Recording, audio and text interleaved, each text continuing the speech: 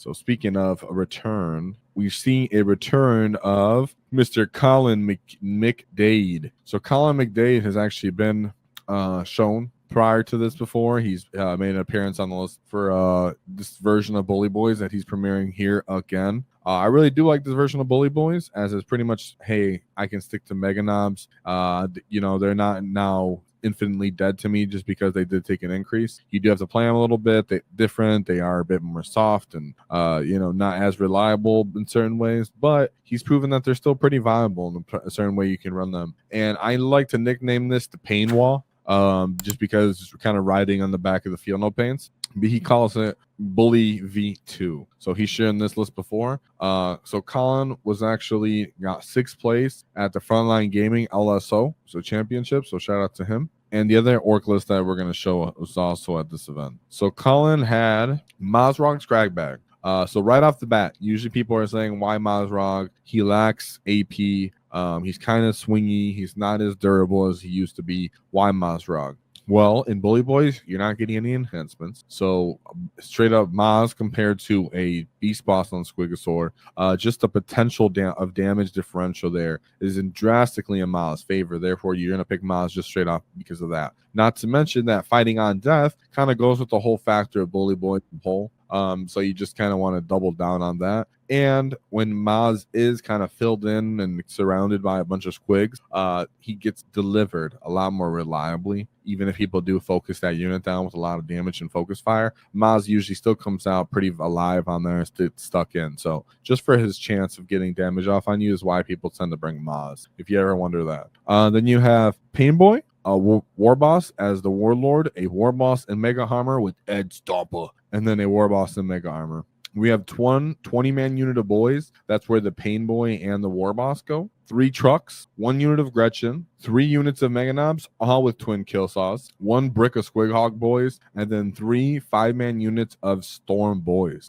So like I said, this list is kind of known as the Pain Waaagh, where you're sticking to a Feel No Pain kind of theme, where it's the Pain Boys, the Squigs, the Meganobz. Everybody has a Feel No Pain, 2 turns of the game, 5 up Invul and 5 up Feel No Pain. I found this, version of playing Bully Boyz to be quite effective, but it does fall off to certain damage checks, and you still run into the typical weakness of Bully Boyz of you can get out OC'd, right? In this case, you do have a 20-man unit of boys, but on other objectives that you're trying to play on, you can still get out OC'd. Squigs are very, very expensive, so they can get kind of traded out and focused down, move block, stuff like that. So he still does suffer. I would say this list still does suffer from some of the other things that Bully Boyz typically suffer from, but even Orks as a whole suffered from before the nerfs. So it does do very, very well in my opinion, because I've played something very similar to this, but it does fall off because of those factors in my humble opinion, and that's what I call the Pain Waaagh. Today's sponsor, Baron of Dice. So Baron of Dice has great dice. They have actually enabled us to give these dice out for our paint competitions. So I greatly advise that you go out there. We have a link in the description for 5% discount. That's, of course, because nobody likes taxes. Shout out to Baron of Dice, because they are actually customizing orc dice just for us that you guys will be able to get a hold of, and they look exceptional. So shout out to Baron of Dice. Really appreciate you guys, and I really do suggest you get them. I love the actual texture these dice have. Beautiful, beautiful, beautiful. So for Colin's list, he had 5 wins, 1 loss. So going into Colin's first mission, he had a Disco Lord on with Renegade Raiders. I would say Disco Lord. Sorry, his list name was called Disco, and it was Renegade Raider. The first character he had was a Lord Discordant, followed by another Lord Discordant and another Lord Discordant. So he had triple Lord Discordants, followed by 2 Cultist Mobs, a Chaos Biker unit, another Chaos Biker unit, Chaos Predator Annihilator, another Annihilator, and the third Annihilator. All of them loaded up with a Combi Bolter, Havoc Launcher, 2 Twin Las Cannons, and Twin Las Cannons. So these guys are Las Cannoned up. Followed by a Chaos Vindicator, another Vindicator, 3 Venom Crawlers. So what I was going to say is that's actually good firepower. It really is. This isn't the version of the Demon Engines, right, where you can end up having like the Ashtor giving them +1 strength and a different potential overlapping fields of throttling like damage here and +1 to wound and stuff, which this list might have been better off that way. Funny that normally I don't say something like that, but shout out to Colin for taking that, because that does show a lot of potential for firepower and damage. That's the kind of list that actually can kill you on your WAAAGH, on your Feel No Pain. So putting up 100 points on them was actually quite impressive, because those guys were definitely kitted out. Like, they're definitely kitted out right there. Let me get rid of some of these. Then we have his second matchup, which, okay, yeah, I was like, because this guy actually, this guy ended up facing the final orc list we're going to talk about. So that's his final matchup. So for his second matchup, he has Imperial Knights. You're going to have to be ready for Imperial Knights, guys. They're making their appearances everywhere on lists, all over the place. Great gatekeeper army. People easy low bar to get in to play them. You just easy for the pilot of the Imperial Knights. So as an orc player, kind of know that there's a chance you're gonna have to face an Imperial Knights list. Just saying. So we have Canis Rex, followed by a Knight Errant. Oh, okay, this is already looking more like what I'm familiar with. 2 Helverins. I think that's really all you need, in my opinion. You don't really need more than 2. They have that strat to give them +1 AP, +1 strength. I think just 2 of them, just to do that once, is enough. 1, 2, 3, 4 Warglaves, followed by Caladius Assassin, Inquisitorial Henchman, and Voidsman at Arms. So he was just straight up like, I just want more stuff. I can respect that he wants more stuff. I don't know about this much stuff. You can disagree with me in comments. Let me know if that makes sense to you. Doesn't necessarily make sense to me.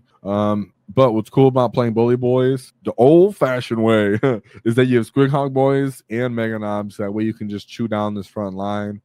Good viability to fight in death against anything that comes up after you. And then still 20-man unit of boys means that you can just play the mission very well too, and kind of hold objectives while you choose to chew through everything right here. So I really like to see that. I wouldn't see that as like a devastating matchup. I'd see that as a good matchup, and Colin showed that with a 98-point win right there. Then going into his third matchup, shout out to you, Gits.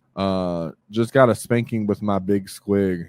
You were using your big squig? He's back on the war horde train. Oh yeah, there you going. Oh shoot, so this guy made a whole this guy made a book. What is this psychoticness? I'm about to back out of this, dude. I'm showing you guys a list, and this is what this guy did with just no list. Okay, here we go. God, that guy put a whole story there. Goodness. So for his third matchup, right? This is his third matchup. Yes, he went against Astra Militarum. So we have Gaunt's Ghost, Lord Solo Alliantis, Platoon Command Squad, Tank Commander, looking pretty stock. Canadian Shock Troop, Catachan Jungle Fighter Squad, basic with their squadding potential. Bulgrin, and then a smaller unit of Bulgrin. So very much on the Bulgrin train. You got to be prepared for that too, guys.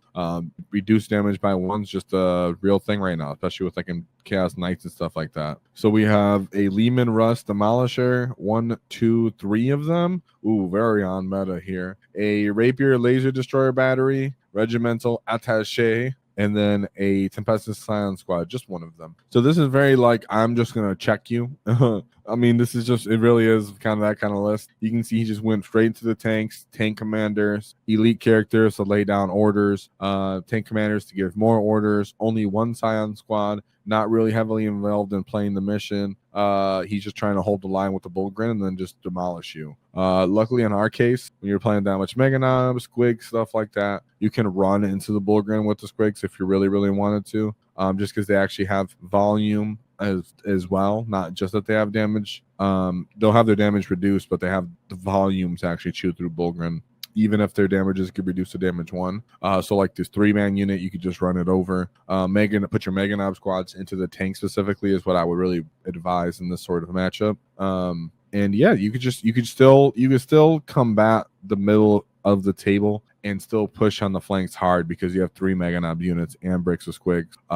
Pressure's the name of the game against card. Going first, big factor, so hopefully the orc player, I assume he went first, and that would really play into play. They give you easy charge with something like this Catachan as a way to just kind of leap pad forward up the table. And then the Feel No Pains just make the damage not really reliable. So they do have the damage profile. That's what I'm saying. I'm really, really, really thinking he went first in that matchup. And that was a crazy thing he said. Someone said, it's the script from the B movie, I think. What the heck is the B movie? Well, Colin put up an 86-point win there. Going into his 5th matchup, he went into Adeptus Custodes. So you're going to have to be prepared for Imperial Knights. Adeptus Custodes, guys. They're just showing up everywhere. We have Shield Host, Shield Captain Alaris Terminator Armor, Shield Captain and Terminator Armor, Valerian, 3 units of Custodian Alaris Terminators.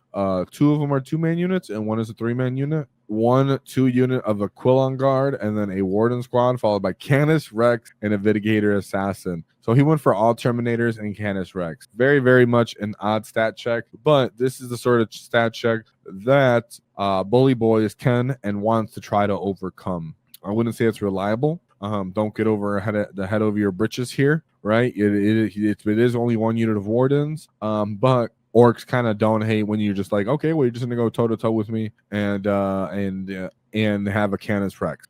Not necessarily an easy matchup, just because Canis Rex is so effective at picking up Ork units. I mean, even a Canis Rex on his own, if you fail to roll Feel No Pains, can just pick up that Squighog Boyz unit. So you do got to be quite cagey with that. So this would be a super fun bloodbath, to be honest, I would say, as for his 5th matchup. 80-point win there. Just maybe proper generalship really came into play there. But what really was interesting here was the final matchup, which Colin went into, the one loss he had, which was against another Ork player, Clifton Miracle Russell. So Clifton is actually the other list that we're going to cover today. You know, where he's the player that we're gonna do his list last. And so let's take a look real quick here. Why don't I just show it correctly? I want to show it correctly. So here is the list that actually beat our boy Colin's list. So the list Clifton was using was a Dread Mob list that was pretty much all the DACA spam. He has 3 Big Macs with shock attack guns, 1 of them with Get Finder goggles, 5 20-man units of Gretchen, with obviously 2 runs per unit. Run herders per unit. 3 10-man units of Flash Kit, 3 10-man units of Ludas, with both the Spanners having custom Mega Blasters in every unit. 3 Mech Guns, all with Bubba Chuckas, and then 2 Storm Boys. That is the list that beat Colin Mcdade's list at the end of the Frontline Gaming LSO. So in this kind of case, it has both of the weaknesses that Bully Boyz list really doesn't want to see, which is a booty load of OC bodies and a good amount of damage. But this has nothing for countercharging potential other than maybe the Flash Kits, which aren't doing anything to something like Meganobz unit, right? Or even a Squighog Boyz unit, you're wounding them on 5s and you're just kind of hoping for a dream there. So Clifton did end up hitting me up. Me and him might talk. We'll see how it goes. But pretty much, you know, all he really had to say right there for this one is that it was a very stressful and close matchup, ending in a 72-70. You know, and just a few notes from Clifton and how he piloted this list was he would use his grots to form 2 layers of walls along the edge of his deployment zone, put the Ludas behind the ruin walls to come out and fire on targets when they become available and they're visible on an objective. He put the Ludas down in all the major lines of sight in the back of his deployment zone because they have 48-inch range. And then he put all 30 Ludas and the Stormboy units into reserve. And that's how he pretty much ran this list. So even though this list looks very skewish and stuff, it is a skew, but it has very thought out potential into it. And this kind of list actually did put away Colin Mcdade's Bully Boyz list. So Colin Mcdade didn't end up losing his final matchup here, which was into Clifton's list, but 70-72, right? So shout out to Colin Mcdade for getting 5-1 at the Frontline Gaming LSO. So whoa for Colin Mcdade. If you enjoyed the clip, check out the full video here. If you'd like to see more tactics, click here. Let's get stuck in, lads!